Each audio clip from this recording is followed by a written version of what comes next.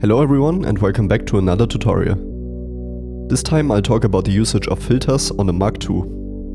Unfortunately, I realized at the end of the script writing process that a tutorial on filters already has been done, also with a similar structure as this video. So I actually thought about scrapping the video entirely, but I think I do actually have more things to add and hopefully I can also reach some other people with this video. Regardless, if you have the time, please check out his video as well, I've linked it in the description. Now, let's get into it. Filters are a tool with which you can manipulate any kind of wave, and you can manipulate the waves so that only certain frequencies can pass through while others are suppressed. There are various kinds of filters, but since we only care about the ones available on the RC505, I'll also only mention these three types. Also, I think it's good to give you a visualization of this, and since I've been working in an actual synth, Vital that is, I think I can actually show you this inside Vital and you'll get a better feel for what we're actually doing right here. The first filter that we have on the RC505 is the LPF, which you can already see right here. LPF stands for low pass filter. Okay, now let's go into Vital. To demonstrate you this, I activated what's called white noise.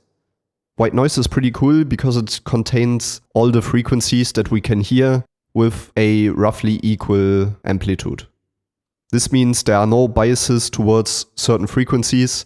Let me demonstrate to you how this sounds. It sounds like it has a lot more higher frequencies than it does low ones. But that's actually because of our perception, since we perceive some frequencies to be louder than others. So now I will activate a filter on this. This is just the standard filter right here. And what you can see right here is actually a low pass filter. So the low pass filter lets frequencies below a certain cutoff frequency pass, which is this one right here. But then above this cutoff frequency right here, you can see that it suppresses these other higher frequencies. So now, when I play the same white noise as before, it will sound like this. Next up, let's talk about the HPF, which is right here. And this stands for, you might have already guessed it, high pass filter. So the high pass filter does the exact opposite. So let's select this in Vital, and it looks like this. So you can see it's basically just mirrored. And this means that it lets higher frequencies through, but filters out lower ones. So let's play the white noise again. And there you go. Lastly, we have the BPF, which is in between the HPF and the LPF. And that's already a pretty good description for what it actually does. Because the bandpass filter allows a certain range of frequencies, but suppresses everything below or above that range. And we can also select this right here. So yeah, as you can see, here you have the cutoff frequency. It lets this one through, but everything else is suppressed. Okay, let's now look at the options to choose from on the RC505. These options here are the same ones for each of the filters, so it doesn't really matter what we choose. Let's just go for, yeah, I guess the bandpass filter, for example. Let's start on page 2 with the cutoff. So the cutoff of the filter determines the frequency where the filter either starts suppressing or letting frequencies through. So in Vital, I think you can see this pretty well. I'll just play the white noise again and move the cutoff around, and I think you can then pretty clearly hear what happens.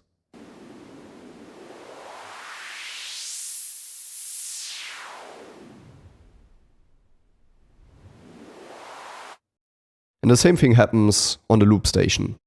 So I'll just quickly set all these other values to 0, just a sec. So now if I do this with my voice and move the knob around, you can hear the cutoff frequency changing. And now it's only letting through the very high frequencies. And now let's go down and soon you won't be able to hear me because it only lets through the very deep frequencies. Usually in synths or in DAWs in general, you can also select the slope of the filter. So the slope basically means how quickly the frequencies that are suppressed fall off. So right now, as you can see right here, it's on 12 dB per octave. And I can also set this to 24 dBs per octave. And you can see now it goes down way more quickly. I've done a bit of testing and it seems to me that there's no specific slope on the MK2 filters. And it might depend on cutoff or even the filter type. But I only did a bit of testing on this. If anyone knows more details about this, feel free to post it in the comments and I'll pin it.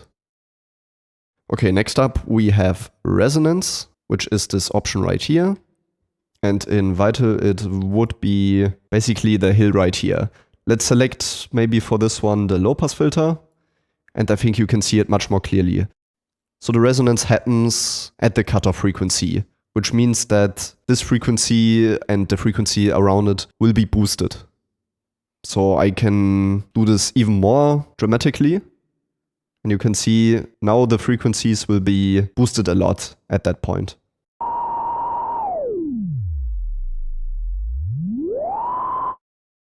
You can use this, for example, for a baseline, if you want to boost certain frequencies.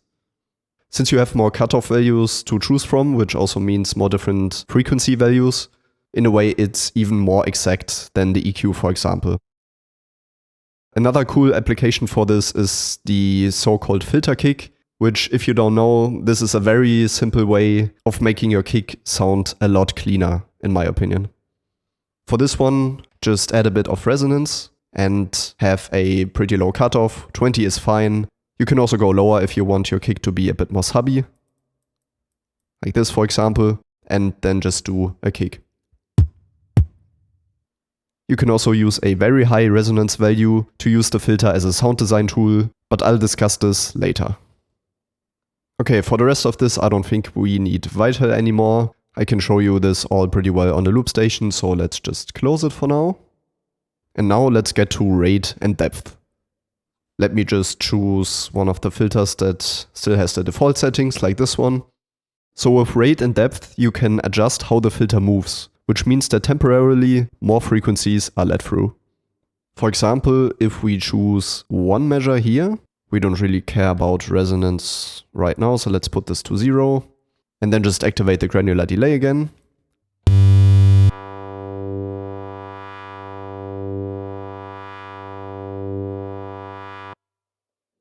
You can hear this repeated movement. So the filter slowly opens up and then closes down again. And so the rate means that after this amount of time, you're back at the starting value.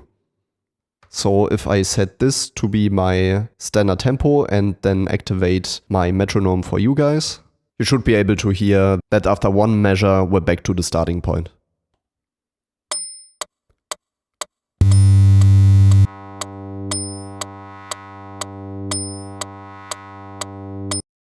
And yeah, the depth basically determines how much it opens up.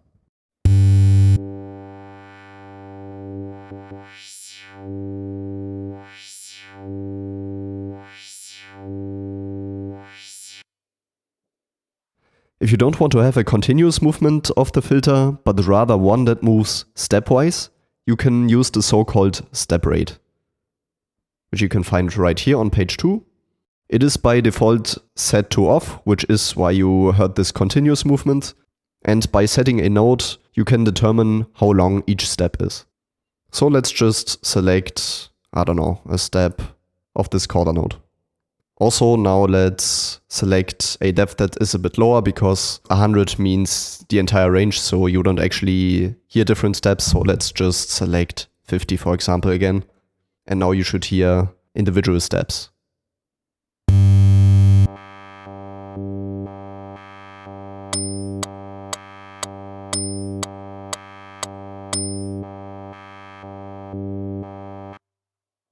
Since we had the quarter note, this was 4 steps in each measure. The filters also have a sequencer, which is pretty nice.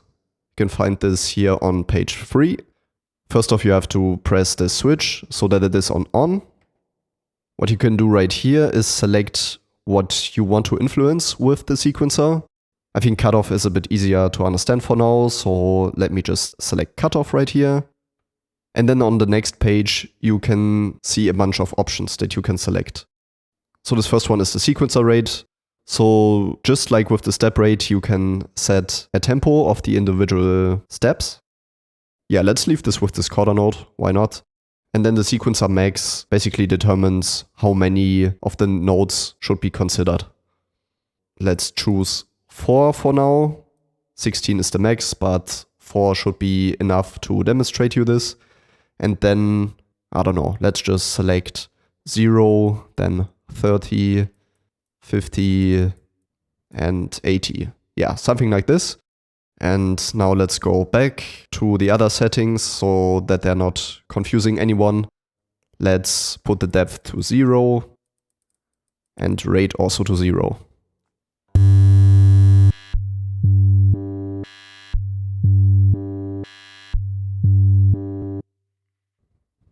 And just to quickly demonstrate, because as I said, there is also a sequencer for depth.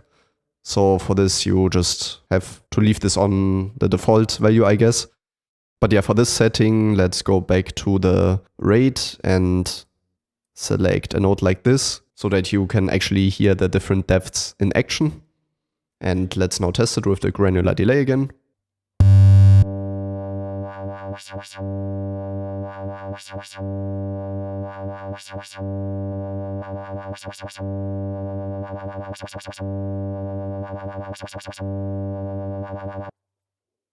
Let's now talk about some more applications for filters. Static filters, so filters without any movement, which means rate of 0 and depth of 0, are very useful for making your mix a little cleaner. For example, when you're doing an input that had a lot of airflow, you can filter out some of the lows with an HPF to not muddy up the low end. So let me just demonstrate this to you in a very extreme way. Let's say you have an open head, and you're doing this directly into the mic, which I do not recommend, then you will have a lot of airflow, and it will sound like this. And suddenly you have a lot of low end.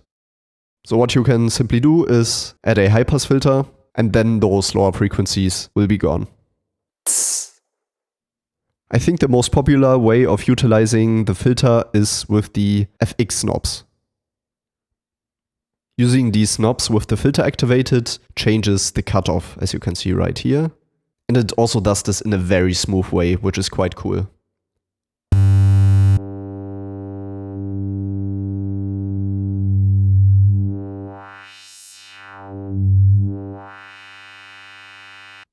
This allows you to do transitions or buildups, but for this one I'll go to a different track so that you don't have to hear the standard granular delay the entire time. So here, for example, in one of my upcoming tracks, I have some chords.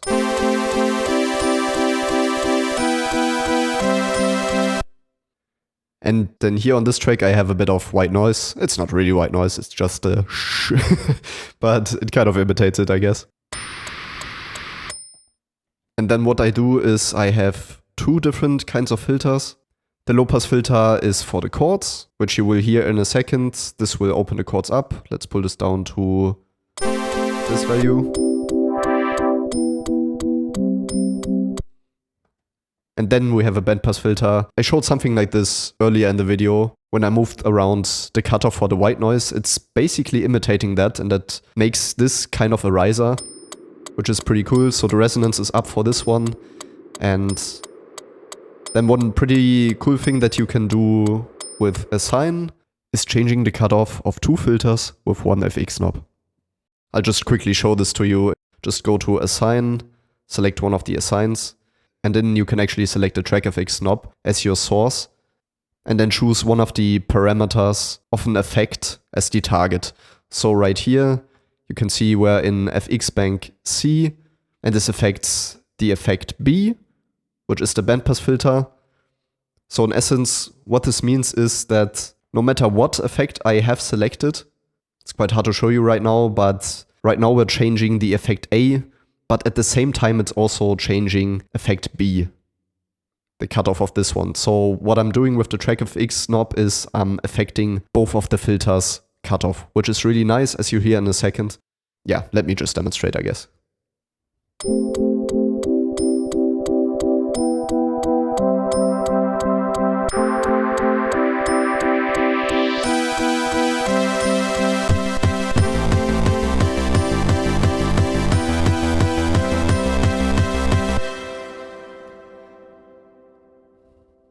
So yeah, there are for sure some more things to be done in this build-up, but I think this already though provides so much atmosphere without even introducing stuff like the build-up kicks that get faster or whatever.